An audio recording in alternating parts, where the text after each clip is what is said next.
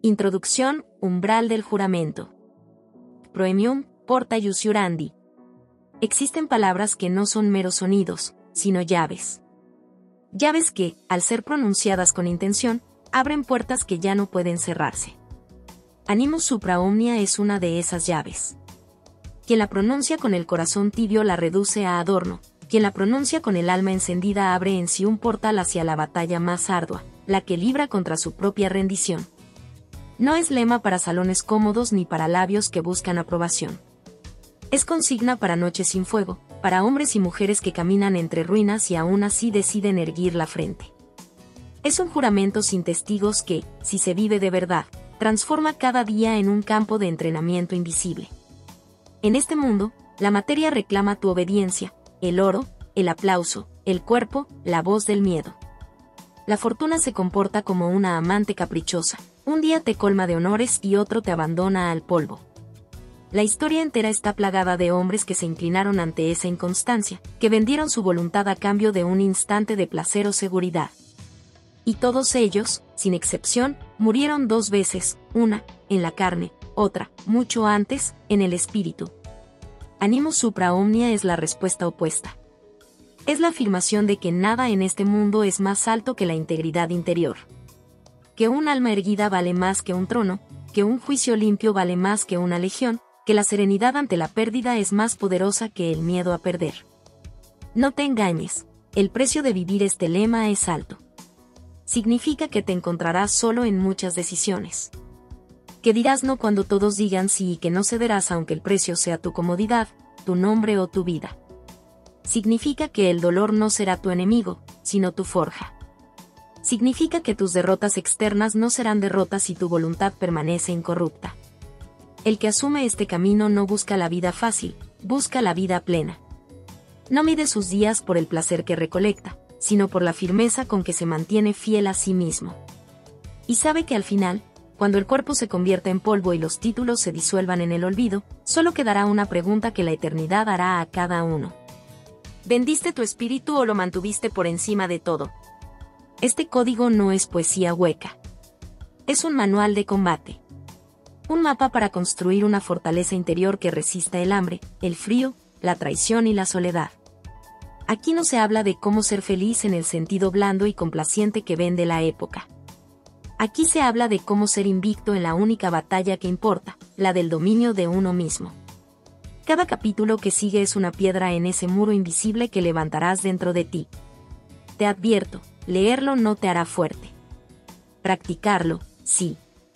Y practicarlo exigirá disciplina de hierro, renuncias conscientes, vigilias largas y, a veces, un dolor tan intenso que parecerá querer quebrarte. Es en esos momentos cuando esta consigna cobrará sentido. No importa si el mundo te llama loco, inadaptado o terco.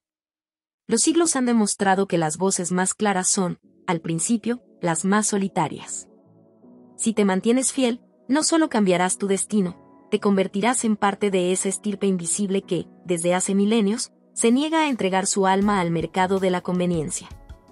Animus supra omnia. No como adorno, sino como espada.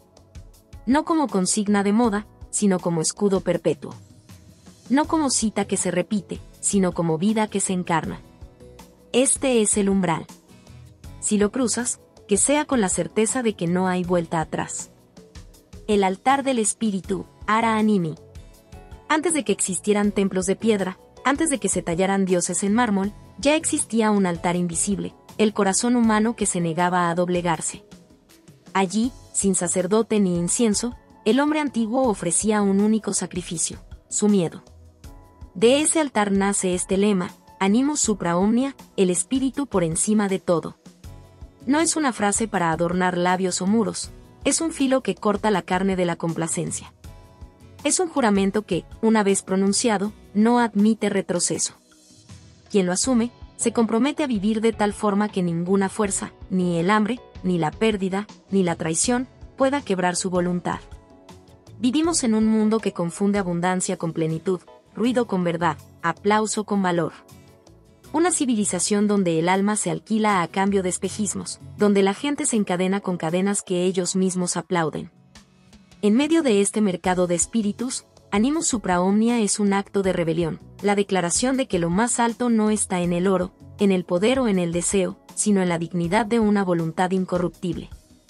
El que camina bajo este lema entiende algo que aterra a los débiles, que la vida no garantiza ni justicia ni piedad, que puedes perderlo todo sin previo aviso, que el amor puede convertirse en ausencia, la salud en fragilidad y la fortuna en polvo. Pero también entiende que mientras conserve su espíritu, sigue siendo invencible. Este código no enseña a huir del dolor, sino a convertirlo en forja. No enseña a buscar la aprobación de otros, sino a mirarse en el espejo sin avergonzarse de la propia cobardía. No busca que la existencia sea fácil, sino que el alma sea indestructible. El espíritu que se pone por encima de todo no es orgulloso, sino soberano. No necesita humillar a nadie para mantenerse erguido. No pide permiso para ser libre. Y sabe que el valor de su vida no se mide en años, sino en la firmeza con que defendió lo que no se compra ni se vende. Quien adopte este camino, debe aceptar 3 certezas. 1. La soledad será tu compañera. No todos entenderán tu negativa a inclinarte ante lo cómodo. 2. El sacrificio será tu pan diario. Dejarás atrás placeres inmediatos para cultivar una victoria invisible. 3. La eternidad será tu juez. No importará cómo te llame la época, importará cómo te llame tu conciencia en el último aliento. Este texto, este juramento, es un entrenamiento para la guerra interior. No se libra con espadas, sino con decisiones. No se gana en un día, sino en una vida entera. Y, sin embargo, hay momentos concretos, minutos sagrados, en los que la victoria se decide, cuando tienes la opción de traicionarte y no lo haces. Animus supra omnia es, por encima de todo, un pacto. No con dioses, no con naciones, no con multitudes. Es un pacto con la parte más alta de ti mismo. Una promesa que dice: no entregaré mi espíritu, aunque me arranquen todo lo demás. No cambiaré mi verdad por seguridad. No viviré para complacer a los que viven encadenados. Y cuando lleguen los días oscuros, porque llegarán, no buscarás luz fuera. Abrirás el cofre del alma y encontrarás allí un fuego que no puede apagarse. Ese fuego es lo que este lema protege. Ese fuego es lo único que, cuando el polvo cubra el mundo, seguirá en pie. El camino está trazado. No tiene retorno. Cruza este umbral y entiende que, desde este momento, tu vida deja de ser un tránsito y se convierte en una declaración perpetua. Animus supra omnia. Porque la carne se quiebra, el oro se oxida, la fama se desvanece. Pero el espíritu, si lo coloca sobre todo, puede desafiar al tiempo mismo. La corona invisible. No hay corona más alta que la que se forja en silencio. No brilla con el oro de los reyes ni reluce bajo la luz de las antorchas, porque su fulgor no depende de la mirada ajena. Es invisible para los ojos de los que solo saben medir el valor por el peso de la materia y el aplauso de las multitudes.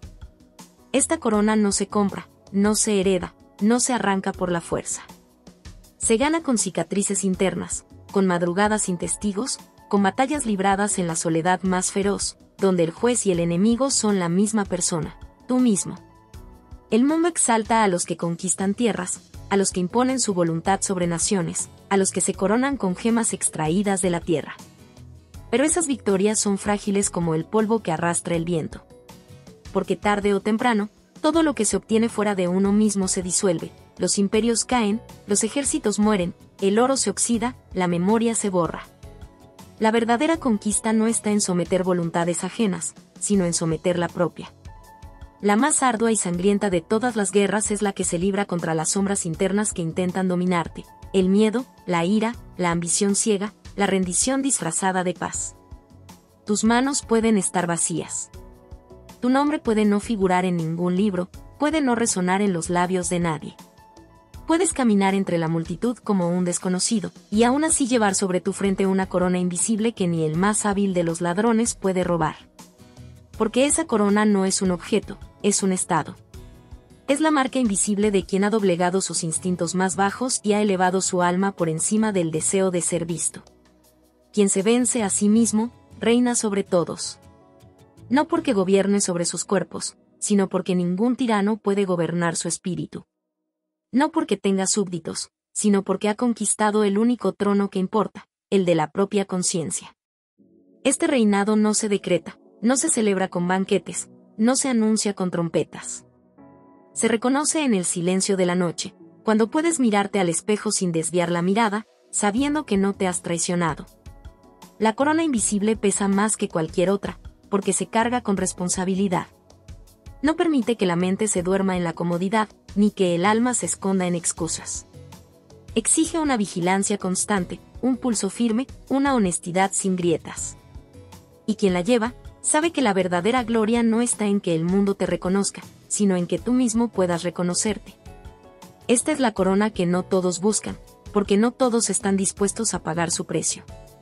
Pero aquel que la obtiene, aunque viva en la pobreza, aunque muera sin tumba ni monumento, vivirá en la eternidad silenciosa que solo conocen los espíritus indomables. Porque al final, la tierra se tragará todos los nombres, pero nunca podrá enterrar a quienes aprendieron a reinar sobre sí mismos. El despojo que libera. Todo lo que posees fuera de ti es frágil. No importa cuán sólido parezca, todo está hecho de polvo y está destinado a volver al polvo.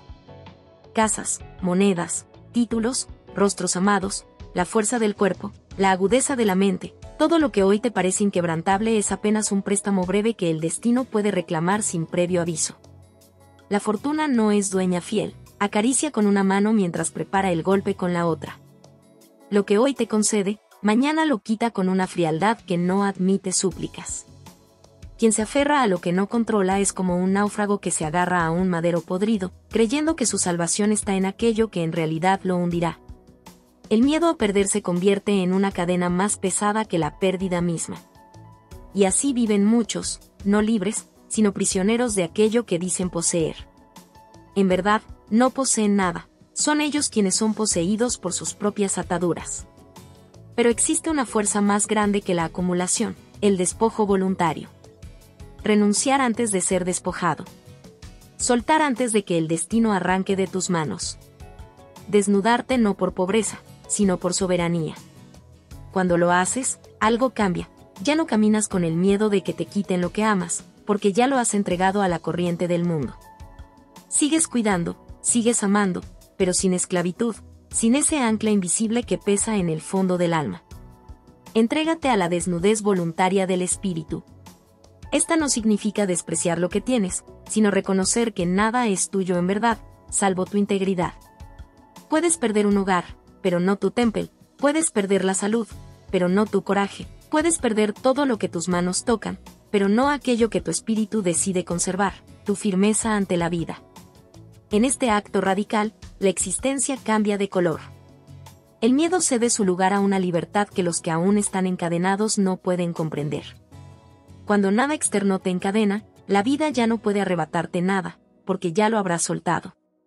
Y entonces, incluso si todo a tu alrededor se derrumba, tu centro permanecerá intacto. Esta es la paradoja que aterra al mundo, que el verdadero poder no está en retener, sino en dejar ir. El que se aferra vive bajo la tiranía de la incertidumbre. El que suelta se convierte en intocable. Porque el destino solo puede destruir lo que depende de él, y cuando tu fortaleza no depende de nada que esté fuera de ti, te vuelves invulnerable.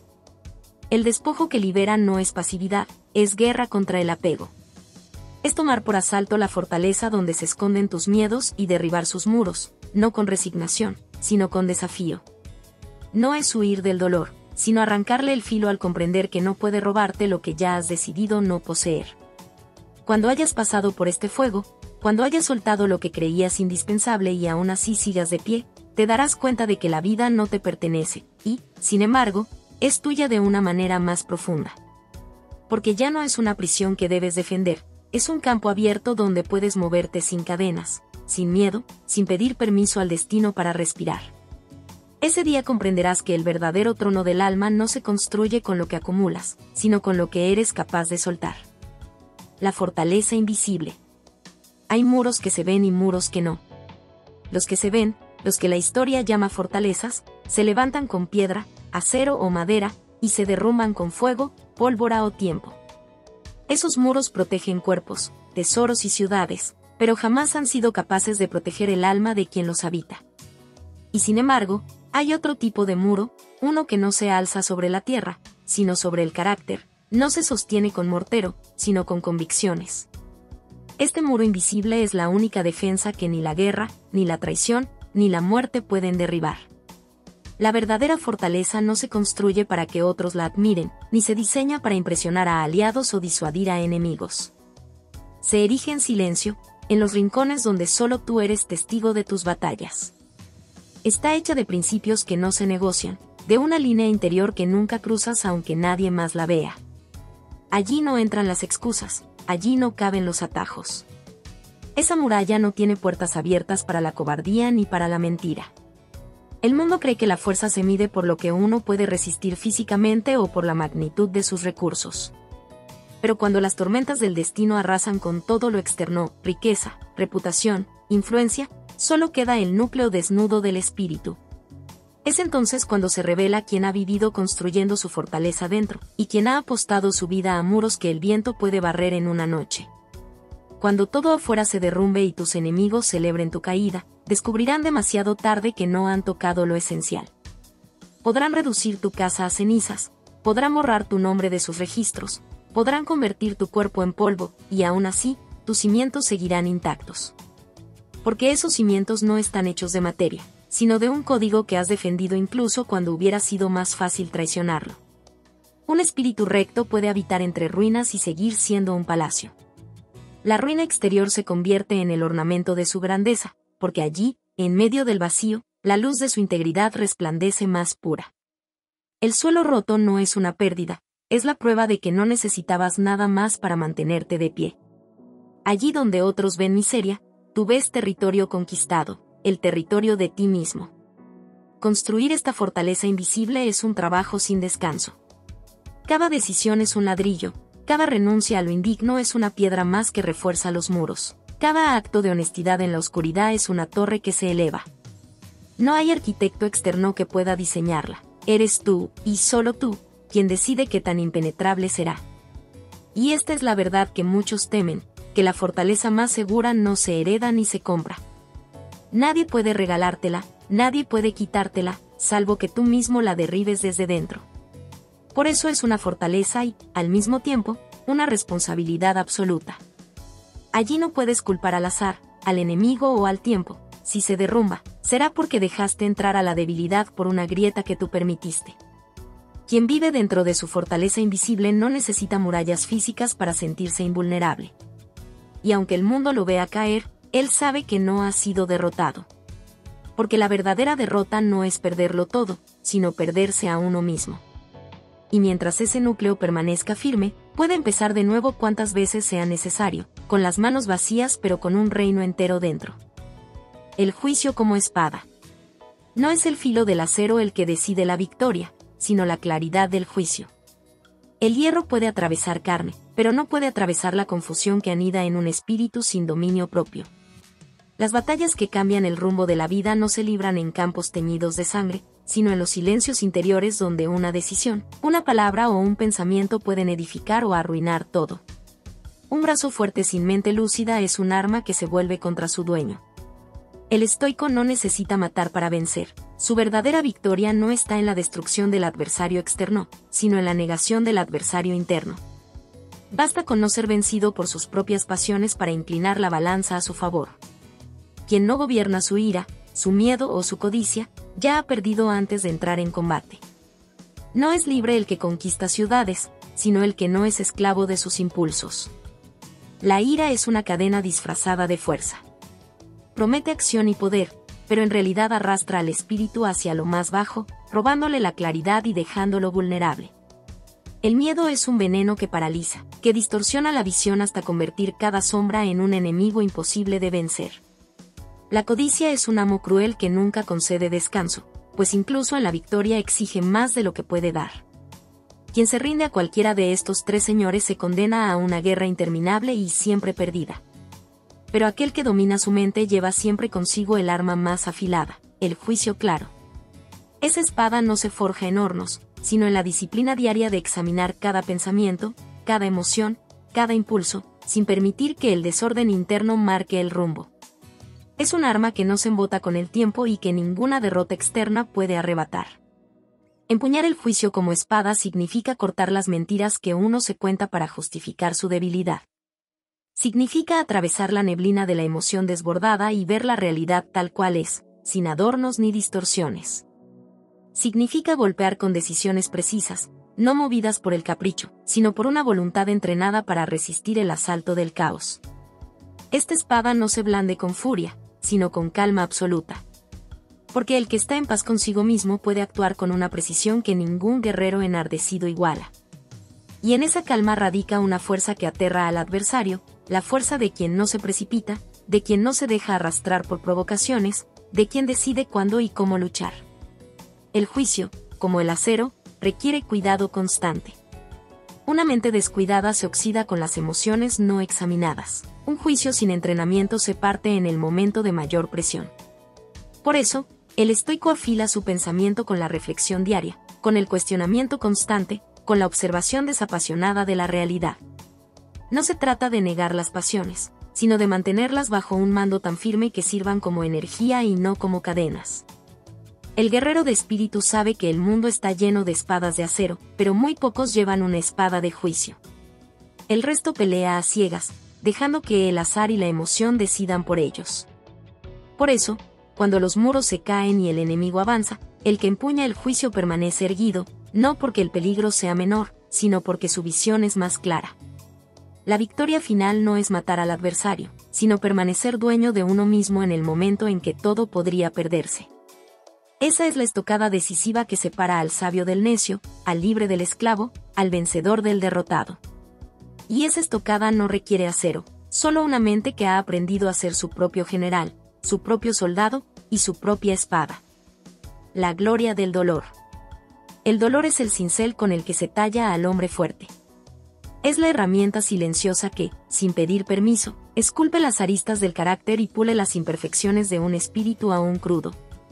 No se presenta como un invitado amable, sino como un intruso que derriba las puertas de tu comodidad y te arranca de los brazos tibios de lo predecible. Y, sin embargo, nada ni nadie moldea con tanta precisión el núcleo de lo que eres como el filo inexorable del sufrimiento. Huir de él es huir de uno mismo. Es traicionar la única fuerza que tiene el poder de mostrarte de qué estás hecho. La evasión perpetua del dolor es un pacto con la fragilidad, un acuerdo tácito para seguir siendo blando, inacabado, quebradizo. Porque todo lo que se forja sin fuego carece de la resistencia que da la prueba. El hombre que rehuye la herida huye también de la victoria que solo se alcanza atravesándola. Quien sufre y permanece digno deja un rastro que ni la muerte puede borrar. No porque su vida haya sido fácil, sino porque fue vivida sin rendirse a la degradación que el dolor intenta imponer. Hay algo en el sufrimiento soportado con entereza que se imprime en la memoria de los que observan, un respeto silencioso, casi sagrado, por aquel que se mantuvo erguido cuando todo conspiraba para verlo arrodillado. El tormento es un campo de batalla interior. Allí no hay espectadores, no hay ovaciones, no hay banderas ondeando al viento. Solo estás tú, tu voluntad, y el peso insoportable de la prueba. Es un combate sin testigos, pero es justamente allí donde se decide si tu nombre será pronunciado con admiración o con lástima. Porque el dolor no es solo algo que ocurre, es un veredicto que espera tu respuesta. En el fragor del tormento, el espíritu puede florecer como un fuego que arde más alto cuanto más viento lo golpea. Es la paradoja que el débil nunca comprenderá, que cuanto más intensa es la tempestad, más alto puede elevarse la llama de la voluntad. El dolor, lejos de apagar al fuerte, lo alimenta, lo obliga a descubrir reservas ocultas de energía, resistencia y claridad que jamás habría encontrado en la comodidad. No busques una vida fácil, busca una vida que te haga digno de ser recordado. La facilidad es el alimento de los que no aspiran a nada más que la tibieza de un día sin sobresaltos. Pero la grandeza se forja en el crisol ardiente de las pruebas que desgarran y al mismo tiempo elevan. Quien elige lo fácil renuncia, sin saberlo, a la posibilidad de convertirse en algo más grande que sí mismo. El dolor no viene para destruirte, aunque así lo parezca en su llegada. Viene para arrancarte lo que sobra, para separar lo frágil de lo indestructible, para devolverte a ti mismo en una versión más pura, más firme, más real. No se trata de buscarlo, sino de no huir cuando te encuentre. No se trata de celebrarlo como un fin, sino de abrazarlo como un medio para alcanzar una fuerza que nada más en el mundo puede dar. Entiende esto, el dolor es el precio de toda transformación profunda. Quien lo paga, aunque con lágrimas y heridas, recibe a cambio algo que no puede comprarse con oro ni con gloria mundana, el derecho de mirarse al espejo sin vergüenza. Ese es el verdadero trofeo, la corona que no se ve pero que se siente en cada latido. Y así, cuando llegue la hora final y tu cuerpo se apague, no serán las comodidades lo que recuerdes, sino las batallas que libraste en la oscuridad, los días en que el dolor te doblegó pero no te venció, y la certeza de que, aún en el momento más insoportable, seguiste siendo tú mismo. Esa es la gloria del dolor, convertir la herida en estandarte, la cicatriz en medalla, y el sufrimiento en una prueba eterna de que fuiste digno de vivir. La última batalla. La última batalla no se libra contra ejércitos, reinos o banderas enemigas. No es un duelo en un campo abierto ni una confrontación donde el acero choca y las lanzas se quiebran. Esa guerra, la definitiva, no se gana con fuerza física ni con estrategias militares.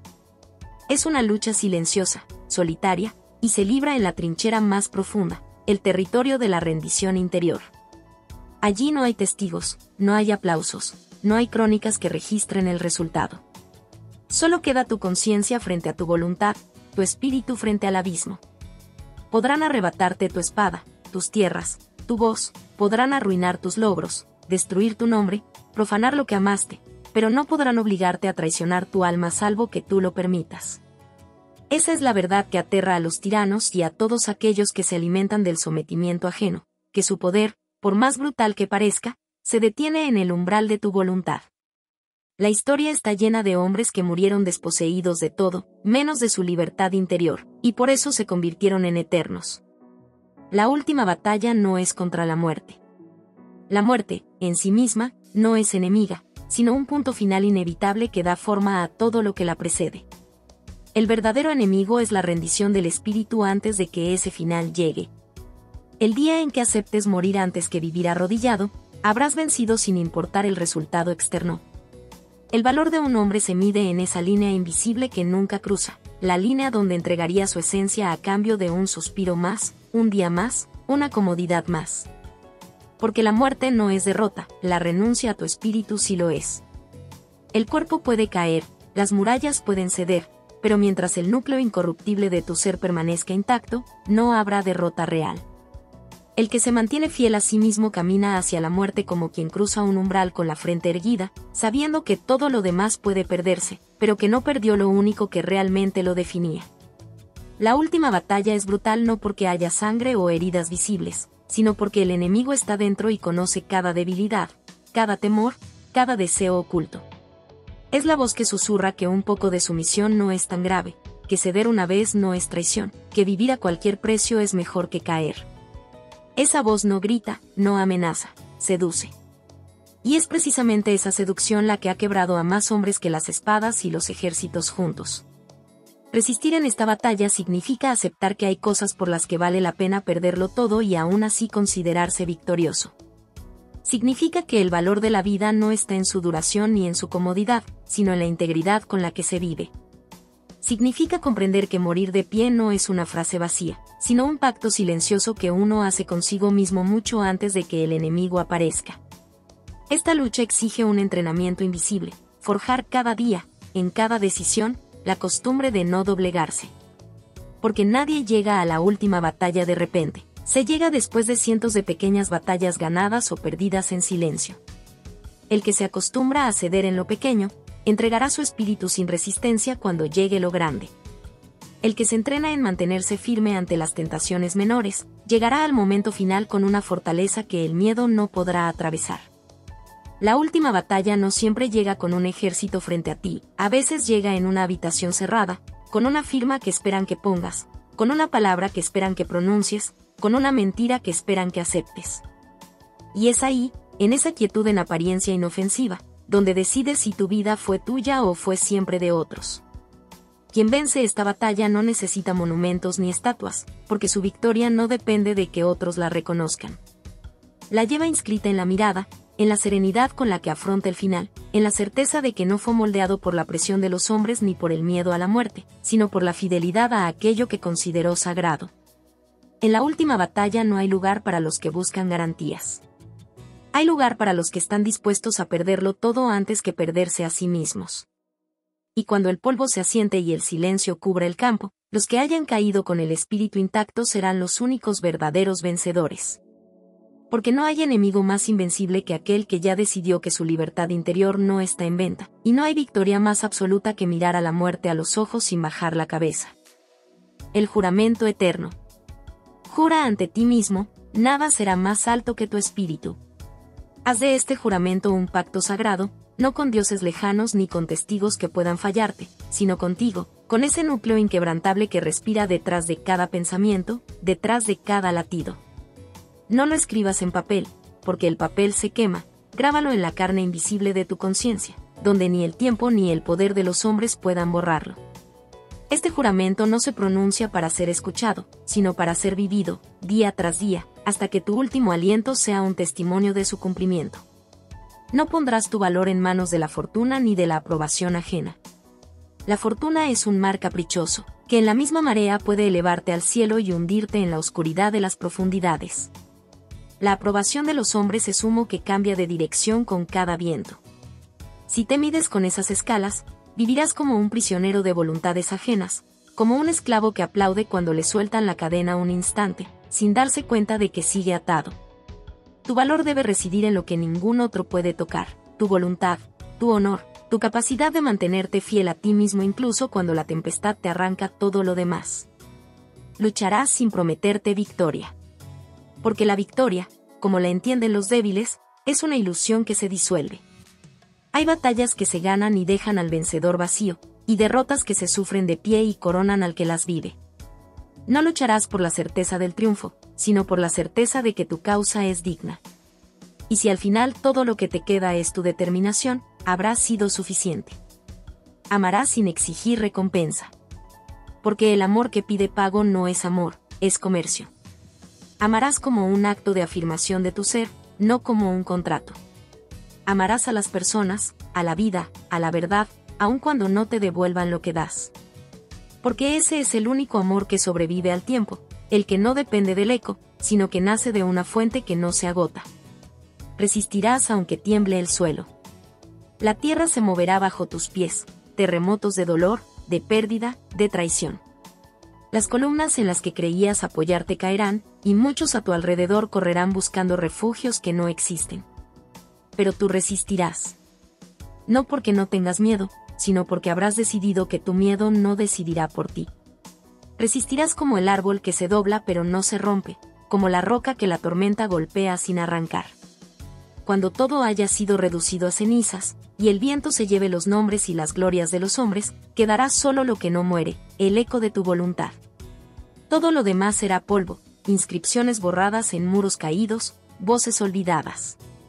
Pero si cumpliste tu juramento, tu eco no morirá. No porque lo recuerden otros, sino porque habrás vivido como si cada día fuera un acto de eternidad. Animus supra omnia.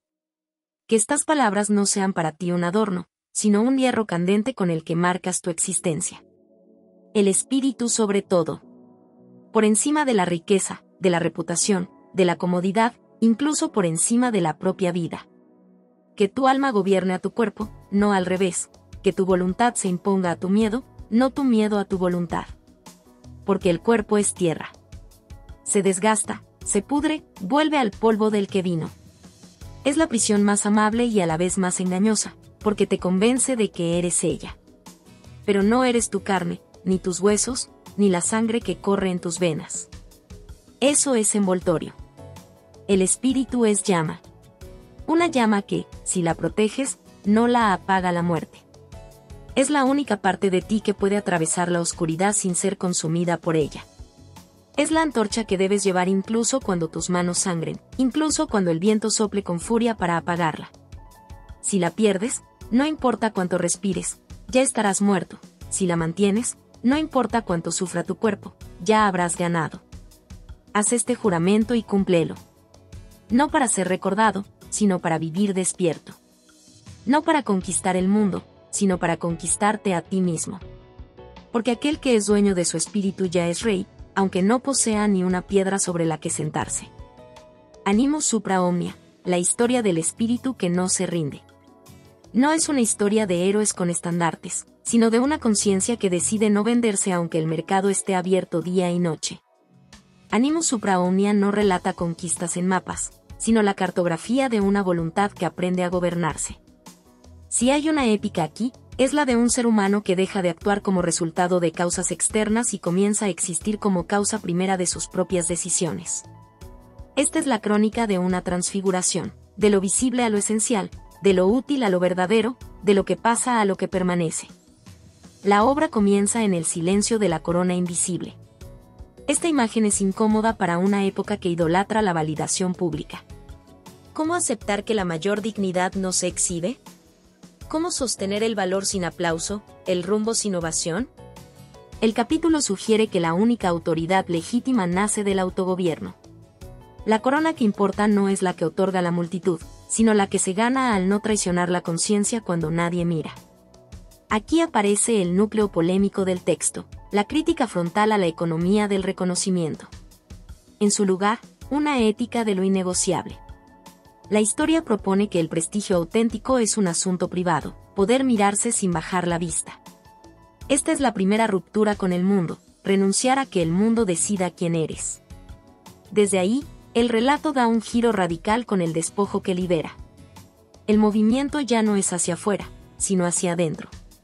Soltar no como gesto ascético, sino como estrategia ontológica, desprenderse de lo que no se controla para recuperar lo que sí. Este capítulo es, a la vez, una terapia contra la ansiedad y una metafísica del dominio propio. La paradoja resulta abrasiva, perder por decisión lo que de todos modos será perdido por destino. Al practicar la pérdida voluntaria, se devela la ilusión de la propiedad, nada me pertenece realmente, excepto mi capacidad de responder con virtud a lo que sucede. Esta comprensión no empobrece, emancipa. El texto sugiere que todo intento de retener lo irretenible termina por convertirnos en siervos. La renuncia, lejos de ser resignación, aparece como una afirmación feroz de libertad, no me tendrás si no te necesito. Con el apego desactivado, es posible construir la fortaleza invisible. No hay piedras, pero sí principios. No hay torres, pero sí hábitos. La historia desplaza el imaginario militar hacia una ingeniería del carácter. Cada decisión recta es un ladrillo, cada no a la cobardía, una almena, cada acto de honestidad en lo oscuro. Una torre que no se ve pero sostiene. La tesis es perturbadora en su sencillez, lo que no puede derribar el mundo es lo que el mundo no construyó. Si mi seguridad depende de contratos externos, basta que cambien los vientos para que se desmorone. Si depende de mi código, el derrumbe será ruidoso afuera, pero ineficaz adentro. Esta fortaleza, por ser interior, es también una carga. No puedo culpar a nadie de su ruina salvo a mí. La historia exige responsabilidad radical. Tu arx cae por grietas que tú permitiste. Llegamos entonces a el juicio como espada. Aquí la obra abandona cualquier romanticismo del dolor ciego o de la reacción impetuosa. No basta resistencia, hace falta lucidez. La mente, si no es gobernada, se vuelve campo enemigo. La ira se disfraza de fuerza, el miedo de prudencia, la codicia de ambición noble. El texto exige cirugía, separar lo que es mío de lo que no, distinguir el hecho de la interpretación, introducir intervalo entre impulso y acto. La espada no corta cuerpos, corta autoengaños, historias que nos contamos para justificarnos. Esta sección es una invitación a la disciplina cognitiva, examinar, demorar, decidir. La claridad no suprime la emoción, la ordena para que sirva. La victoria, sugiere la obra, no es aplastar al otro, sino no ser arrastrado por uno mismo. Y entonces arde la gloria del dolor. Aquí la historia se vuelve peligrosa porque contradice una doctrina social, que el sufrimiento es inútil por definición. El texto no lo busca ni lo celebra, pero lo reconoce como el único horno donde el carácter adquiere temple. Huir siempre equivale a mantenerse crudo. El dolor prueba la consistencia, desnuda lo accesorio, obliga a elegir. ¿Qué permanece cuando todo duele? Si la respuesta es permanezco yo sin traicionarme, el dolor se convierte en maestro. La gloria no es el padecimiento en sí, sino el modo de atravesarlo, digno, claro, sin entregar el juramento. La obra insiste en que la herida puede ser blasón, no por narcisismo victimista, sino porque recuerda la batalla que te negaste a perder por dentro. El clímax llega con la última batalla. No hay espectadores. No hay himnos. Es el instante en que el poder del mundo se detiene en el borde de tu voluntad. Todo puede ser arrebatado salvo el consentimiento. La historia desmitifica la derrota exterior y redefine la victoria. Preferir morir antes que vivir renunciado. Esto es ofensivo para una sensibilidad que absolutiza la supervivencia. El texto asume el riesgo. Hay vidas conservadas que en realidad están rendidas. Hay muertes que coronan porque preservaron lo que no tenía precio. Esta sección expone el núcleo del proyecto. La libertad interior no es negociable, y su defensa puede costar todo lo demás. La obra no promete consuelo, promete soberanía. Finalmente, el juramento eterno sella la transformación en rito. La historia se convierte en práctica, un voto que se renueva cada día y que traduce filosofía en conducta. No buscarás garantías, actuarás por dignidad. No amarás por retribución, amarás por fidelidad a tu propia fuente. No resistirás porque no tiembles, resistirás porque el temblor no decide por ti. Y cuando todo sea ceniza, nombres, biografías, estatuas, quedará un sonido sin materia, el eco de una voluntad que no se vendió. Es el gesto final de la obra, recordar que el cuerpo vuelve a la tierra, pero el espíritu, si se sostuvo en su rango, atraviesa la noche como llama que no acepta apagarse. Vistas en conjunto, estas 7 estaciones componen una dramaturgia del ser: coronación sin público, renuncia sin amargura, arquitectura sin planos, combate sin sangre, fuego sin destrucción, muerte sin derrota. Y votos sin testigos. La historia no es lineal, es espiral, volverás a cada capítulo muchas veces, cada vez más hondo. Perderás, y el despojo te llamará otra vez, te cansarás, y la fortaleza pedirá mantenimiento, te arderá la sangre, y el juicio exigirá pausa, te dolerá el alma, y el dolor te ofrecerá forja, querrás firmar tu rendición. Y la última batalla te exigirá lealtad, olvidarás, y el juramento te hará memoria. La reflexión no puede terminar sin una acusación a nuestro tiempo. Hemos confundido bienestar con bien. La obra te arranca de esa confusión y te pone frente al espejo de lo real. Puedes estar bien y ser indigno, puedes estar en ruinas y ser invicto. ¿Qué eliges ser? El texto te fuerza a decidir sin ambigüedades. O aceptas la comodidad que te disuelve, o eliges el rigor que te reúne. No hay neutralidad, todo acto o te afirma o te diluye. También hay, en el fondo, una afirmación implacablemente vital.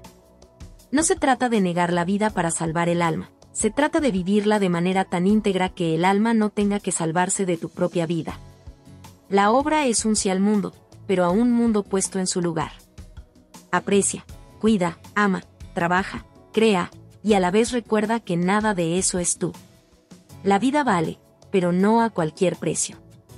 Ese precio es la moneda de la historia, no entregar lo irreemplazable a cambio de lo perecedero. Si esta historia fuera un mapa, el punto cardinal diría, no te vendas. Si fuera una consigna, diría, sostente. Si fuera una oración, diría, hazme digno de lo que digo ser. Y si fuera un epitafio, bastaría con una frase, cumplió su juramento. No hay grandeza más concreta que esa. Queda, entonces, una práctica, leer menos como consumo y más como entrenamiento. Repetir el lema hasta que deje de ser ruido y se convierta en respiración.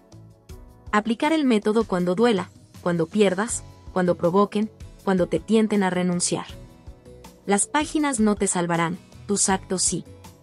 La historia te entrega herramientas, pero eres tú quien levanta el edificio. Y cada amanecer es, a la vez, terreno de obra y campo de batalla. Animus supra omnia. No como consigna para estetas del carácter, sino como disciplina de quienes han decidido que su vida tendrá una forma que no se compra ni se hereda, la forma de una llama sostenida por voluntad. La tierra nos reclama a todos, que al menos, al volver a ella, podamos decir que la llama no se apagó en nuestras manos. Cartografía del juramento. Anatomía de un espíritu que decide. Esta historia no narra un trayecto hacia afuera, sino un descenso vertical hacia un punto irreductible. No busca el mundo como botín, sino como prueba. A primera vista parece un texto sobre heroísmo, pero su materia es más áspera. Es una metodología de soberanía interior. Animus supra omnia no es solo un lema, es una estrategia, una economía del alma que reordena prioridades, una ética que convierte la biografía en un campo de entrenamiento y, finalmente, un rito. Si la historia conmueve es porque hiere la sensibilidad contemporánea en su lugar más cómodo, la ilusión de que se puede vivir bien sin aprender a perder. La obra dibuja 7 estaciones, pero no son capítulos en línea recta, son planos simultáneos de un mismo edificio. La corona, el despojo, la fortaleza, el juicio, el dolor, la batalla y el juramento constituyen un sistema de tensiones. Cada elemento exige a los otros, cada victoria conlleva un precio, cada afirmación se sostiene en una renuncia deliberada. Lo que parece un discurso grandilocuente es, en realidad, una arquitectura de detalle. Sin una práctica menuda y constante, no hay posibilidad de grandeza. La grandeza, aquí, no es tamaño, es densidad. El poder sin público. La corona invisible inaugura una política del reconocimiento que revierte el orden clásico. El prestigio legítimo no depende de espectadores. Esta afirmación es polémica porque ataca el intercambio de valía por atención que sostiene gran parte de la vida social. El texto demanda algo insoportable para el yo adicto a la mirada, sostener el propio valor sin confirmación externa. La corona, al ser invisible, obliga a un examen diario. ¿Soy digno cuando nadie ve? El mundo premia lo visible, la historia exige fidelidad a lo que permanece aunque no obtenga aplausos. La dignidad deja de ser una emoción y se vuelve una medida. Perder antes de perder, una economía de la libertad. En el despojo que libera se formula la tesis más ofensiva para la conciencia propietaria. Lo externo es préstamo, no herencia. El gesto de soltar, lejos de ser un ascetismo teatral, es una tecnología de invulnerabilidad. El texto no romantiza la pobreza, denuncia la esclavitud del apego. La libertad no consiste en no tener, sino en no depender. La renuncia voluntaria entrena un reflejo que invertirá la relación con el destino. Ya no me arrebatan. Yo decido que no puede serme arrebatado. Al final, la única riqueza inconfiscable es la capacidad de responder con rectitud. Todo lo demás es contabilidad de polvo. Arquitectura del carácter, la ciudadela sin planos. La fortaleza invisible convierte la ética en ingeniería. El yo deja de ser un flujo inestable de estados de ánimo y se transforma en construcción deliberada. La materia prima no es el talento, es la repetición, no es el carisma, es el hábito. Hay una crudeza luminosa en esta propuesta. Si tu seguridad depende de las circunstancias, estás condenado a la intemperie. Si depende de tu código, habitarás un refugio portátil. El peligro está declarado. La única fuerza capaz de derribar esa ciudadela eres tú abandonando tus no negociables.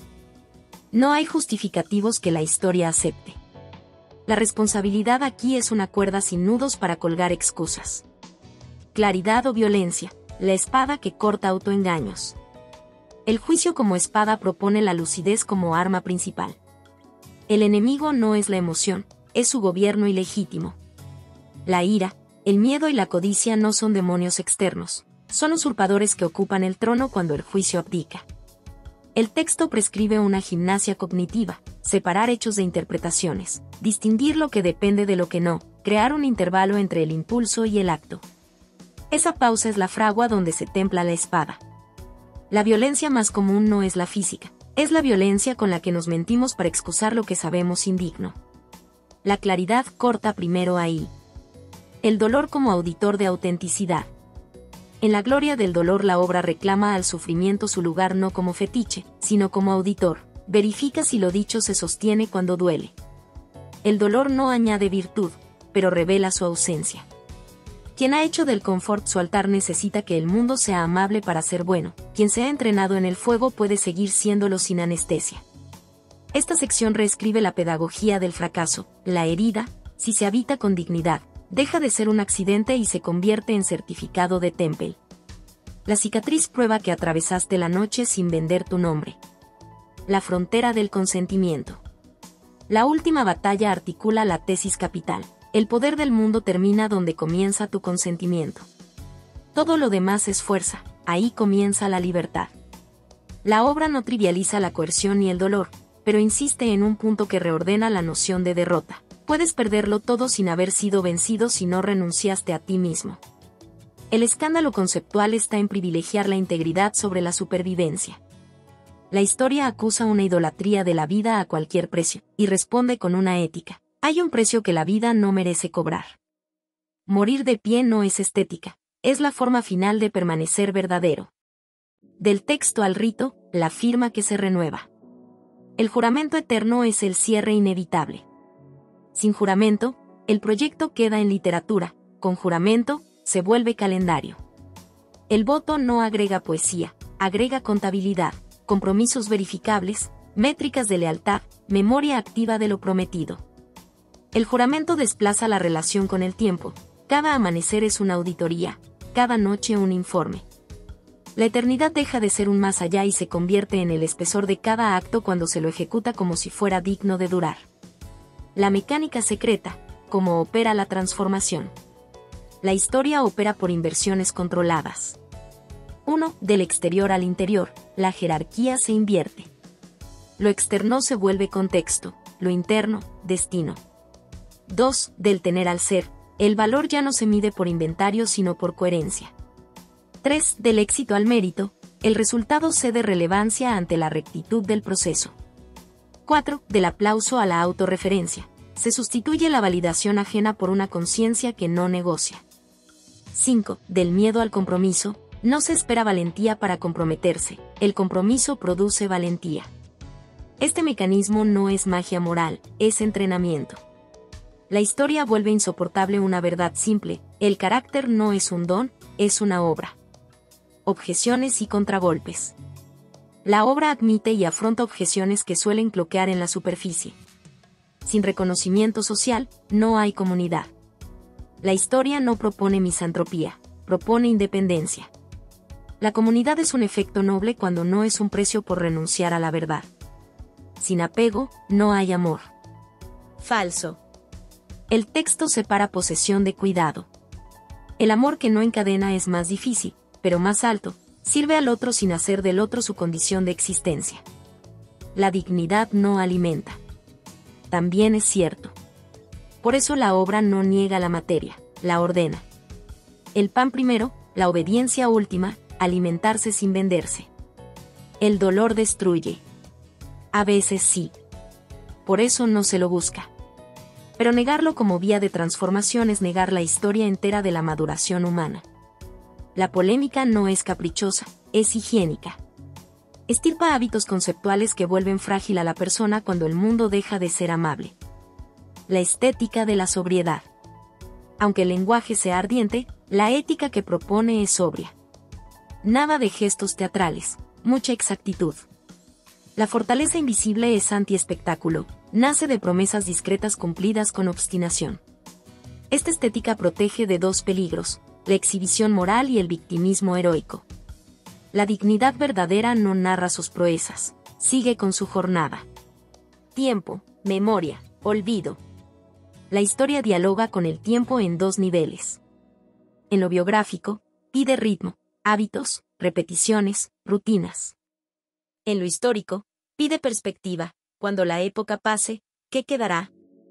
La respuesta es incómoda para la vanidad, nombres borrados, glorias dispersas, cuerpos devueltos a la tierra. Lo que sobreviva será el eco de tu voluntad, no una fama, sino una cualidad del acto. Ese eco es una forma de memoria que no depende de ser recordado por otros, sino de haber sido fiel a sí mismo en una medida que, por su integridad, toca la textura de lo intemporal. Praxis, del brío a la disciplina.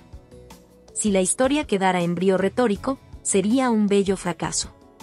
Su eficacia exige translación operativa. Definir no negociables, 2 o 3 líneas que no cruzarás. Régimen de renuncias, desprenderse de pequeñas comodidades para entrenar el músculo de la pérdida. Higiene del juicio, distinguir lo que depende de ti, pausar antes de actuar, examinar después.